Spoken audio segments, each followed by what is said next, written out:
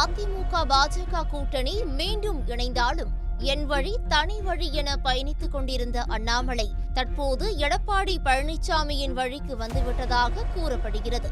முருக பக்தர்கள் மாநாட்டில் அண்ணாமலை ஆற்றிய உரை பாஜகவினரை மட்டுமல்லாது அதிமுக தலைவர்கள் மற்றும் தொண்டர்களையும் குஷிப்படுத்தி இருக்கிறதா? அப்படி அண்ணாமலை பேசியது என்ன? பார்க்கலாம் இந்த தொகுப்பில்.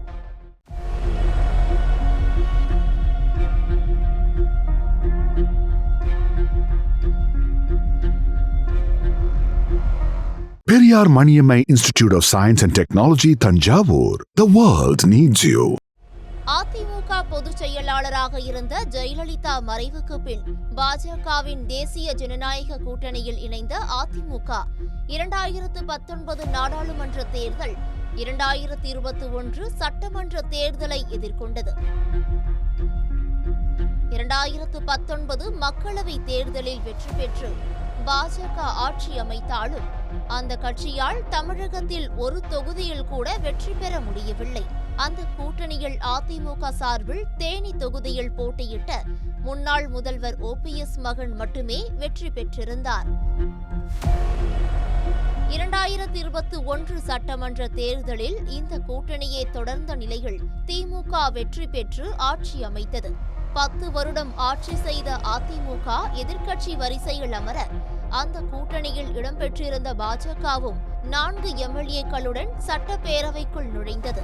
தேர்தலுக்கு பின்னர் நாங்கள்தாம் உண்மையான எதிர்க்கட்சி போல் செயல்படுகிறோம் என அப்போதைய பாஜக மாநில தலைவர் அண்ணாமலையும் அக்கட்சியினரும் பேசி வந்தது அதிமுகவினருக்கு எரிச்சலை கிளப்பியது. தொடர்ந்து அதிமுக தலைவர்கள் குறித்து அண்ணாமலை கடுமையான விமர்சனங்களை முன்வைப்பதும் அதற்கு அதிமுக முன்னாள் அமைச்சர்கள் கொந்தளிப்பதும் தொடர்கதையாகியது. ஒரு கட்டத்தில் மறைந்த முன்னாள் முதல்வர்கள் அண்ணா, ஜெயலலிதா குறித்த அண்ணாமலையின் விமர்சனங்களால் அதிமுக கொதித்தெழுந்து 2023 செப்டம்பரில் தேசிய ஜனநாயக கூட்டணியை விட்டு வெளியேறியது. பாஜக கூட்டணியிலிருந்து தாங்கள் வெளியேறியதற்கு அண்ணாமலையே முக்கிய காரணம் என அதிமுகவினர் கூறி வந்தனர். அதோடு இனி எப்போதும் பாஜகவுடன் கூட்டணி அமைக்க மாட்டோம் என அதிமுக பொதுச் செயலாளர் எடப்பாடி பழனிசாமியை அடித்து கூறினார். நீ விழாக்கண்டன் என்றால் நான் கொடாக்கண்டன் என்று பொங்கிய அண்ணாமலையோ அதிமுக தலைவர்களை கடுமையாக சாடியதோடு மக்களவை தேர்தலில் அதிமுகவுடன் கூட்டணி வைத்தால் நான் தலைவர் பதவியை ராஜினாமா செய்வேன் என்று டெல்லிக்கே மிரட்டல் விடுக்கும் வகையில் பேசினார். போதிய கூட்டணி பலம் இல்லாமல் 2024 மக்களவை தேர்தலில் அதிமுக, பாஜக ஆகிய 2 கட்சிகளுமே தமிழகத்தில் ஒரு தொகுதியில் கூட வெற்றி பெறவில்லை. இதன் பின்னர்தான் கூடி வாழ்ந்தால் கோடி நன்மை, நாம் இணைந்த கைகளாக இருந்திருந்தால் 20 தொகுதிகள் வரை வென்றிருக்கலாம் என இரு கட்சி தலைவர்களும் பேசி வந்தனர். ஆனால் அண்ணாமலை மட்டும் தான் கொண்ட நிலைப்பாட்டில் உறுதியாக இருந்தார். இந்த நிலையில் 2026 சட்டமன்ற தேர்தலுக்காக ஓராண்டுக்கு முன்னரே கூட்டணியை இறுதி செய்ய பாஜக மேலிடம் விரும்பியது.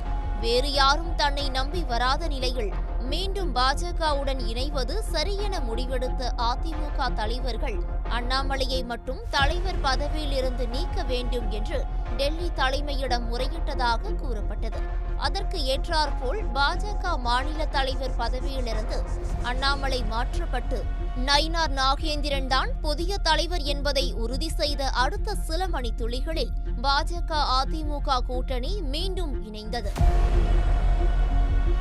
கடந்த ஏப்ரல் மாதம் 11ஆம் தேதி சென்னையில் செய்தியாளர்களை சந்தித்த மத்திய உள்துறை அமைச்சர் அமித்ஷா பாஜக அதிமுக கூட்டணி உறுதியானதை அறிவித்தார். தமிழ்நாட்டில் அதிமுக தலைமையில்தான் கூட்டணி செயல்படும் என்றும் தேர்தலில் வெற்றி பெற்று பழனிசாமி மீண்டும் முதல்வர் ஆவார் என்றும் அமித்ஷா கூறினார். அதிமுக பாஜக கூட்டணி மீண்டும் இணைந்தாலும் அக்கட்சியின் தொண்டர்கள் மட்டும் அதனை ஏற்றுக்கொள்ளாதவர்களாய் ஒருவரை ஒருவர் விமர்சித்து வந்தனர். கூட்டணி குறித்து எதுவும் கருத்து கூறக்கூடாது என்று நிர்வாகிகளுக்கு 2 கட்சிகளுமே உத்தரவிடும் நிலையும் வந்தது. கூட்டணியில் மேலும் பல கட்சிகளை இணைக்க எடப்பாடி பழனிசாமியும் நயினார் நாகேந்திரனும் அடுத்தடுத்து காய்களை நகர்த்தி வரும் நிலையில் நான் மட்டும் தனி வழி என்று அண்ணாமலை ஒரு வழியில் சென்று கொண்டிருந்தார். அண்ணாமலையை ஓரங்கட்டியதாக அவரது ஆதரவாளர்களும் பாஜக தலைவர்களை சாடினர். இதனால் அண்ணாமலை ஆதரவாளர்களின் செயல்பாடுகளால் இந்த கூட்டணி மீண்டும் உடையும் என்று அரசியல் விமர்சகர்கள் கூறி வந்தனர். கூட்டணியில் நிலவும் விரிசல் குறித்து தகவல் அறிந்த அமித்ஷாவும் சமீபத்தில் மதுரையில் நடைபெற்ற கட்சி நிர்வாகிகள் கூட்டத்திற்கு வருகை தந்து நயினார் நாகேந்திரன், அண்ணாமலை ஆகியோரை தனித்தனியாக அழைத்து பேசினர். அப்போது அதிமுகவுடன் கூட்டணி வைத்தது உறுதியானது. அவர்களுடன் நீங்கள் இணைந்து பயணிக்க வேண்டும். எதுவாக இருந்தாலும் தேர்தல் முடிந்த பின்னர் பேசிக் கொள்ளலாம் என்று அமித்ஷா ஸ்ட்ரிக்டாக கூறிவிட்டதாக கூறப்பட்டது. இதனிடையே அதிமுக வெற்றி பெற்றால் அந்த கட்சி தலைமையில்தான் ஆட்சியா அல்லது கூட்டணி ஆட்சியா என்ற கருத்து கிளம்பி கூட்டணியில் மீண்டும் புகைச்சலை ஏற்படுத்தியது. இதனை நயினார் ஒரு வழியாக சமாளிக்க இது குறித்த கேள்விக்கு பதிலளித்த அண்ணாமலை, தமக்கு அதிமுக ஆட்சியும் இல்லை, கூட்டணி ஆட்சியும் இல்லை, பாஜக ஆட்சி என்பதே தமக்கு விருப்பம் என்று கூறி மீண்டும் கூட்டணி தலைவர்களை கலக்கலக்க வைத்தார்.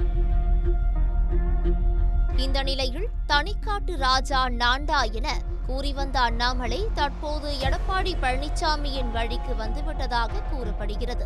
மதுரையில் முருக பக்தர்கள் மாநாட்டில் உரையாற்றிய அண்ணாமலை ஆளும் திமுகவை கடுமையாக விமர்சித்தார். அதிமுக முன்னாள் அமைச்சர்களும் பங்கேற்றிருந்த இந்த மாநாட்டில் இங்கு கூடியிருக்கும் கூட்டணி ஆளும் கட்சிக்கு எச்சரிக்கை மணி என்று அண்ணாமலை கூறினார். மேலும் வரும் சட்டமன்ற தேர்தல் குறித்து மக்கள் முடிவு செய்து விட்டதாக கூறிய அண்ணாமலை, எங்களுக்கு நிதி வேண்டாம், சாமிதான் வேண்டும் என்று மக்கள் முடிவெடுத்து விட்டனர் என்றார். நிதி யார், சாமி யார் என்பது எல்லோருக்கும் தெரியும் என்றும் அண்ணாமலை தெரிவித்தார். அண்ணாமலை நிதி என்று கருணாநிதி குடும்பத்தையும், சாமி என்று எடப்பாடி பழனிசாமியையும் தான் குறிப்பிட்டுள்ளார் என்கின்றனர் விவரம் அறிந்தவர்கள். நேரடியாக பழனிசாமி தான் அடுத்த முதலமைச்சர் என்று சொல்ல மனம் வராவிட்டாலும் நாசுக்காக தன் நிலைப்பாட்டை அண்ணாமலை விளக்கியுள்ளதாகவே அரசியல் விமர்சகர்கள் கூறுகின்றனர். அண்ணாமலையின் இந்த திடீர் மாற்றம் பாஜக மற்றும் அதிமுக தலைவர்களை குஷிப்படுத்தியுள்ளதா? இதனை உறுதி செய்யும் விதமாக கோவையில் நடைபெற்ற RSS நூற்றாண்டு விழாவில் அண்ணாமலை மற்றும் அதிமுக முன்னாள் அமைச்சர் SP வேலுமணி இருவரும் ஒரே இருக்கையில் அமர்ந்துள்ளனர். அண்ணாமலை எடப்பாடி பழனிசாமியின் வழிக்கு வந்துவிட்டதாக அதிமுகவினர் நிம்மதி பெருமூச்சு விடும் நிலையில் அவர் சாமி என்று எடப்பாடி பழனிசாமியை குறிப்பிடவில்லை. அண்ணாமலையார் பெயரை தாங்கி நிற்கும் தன்னைதான் அந்த சாமி என்று குறிப்பிட்டுள்ளார். ஆகவே எங்களுக்கு அண்ணாமலைதான் முதலமைச்சர் என்று வார் ரூம் பாய்ஸ் மறுபுறம் அட்ராசிட்டியை தொடங்கியுள்ளனர். Periyar Maniammai Institute of Science and Technology, Thanjavur. The world needs you.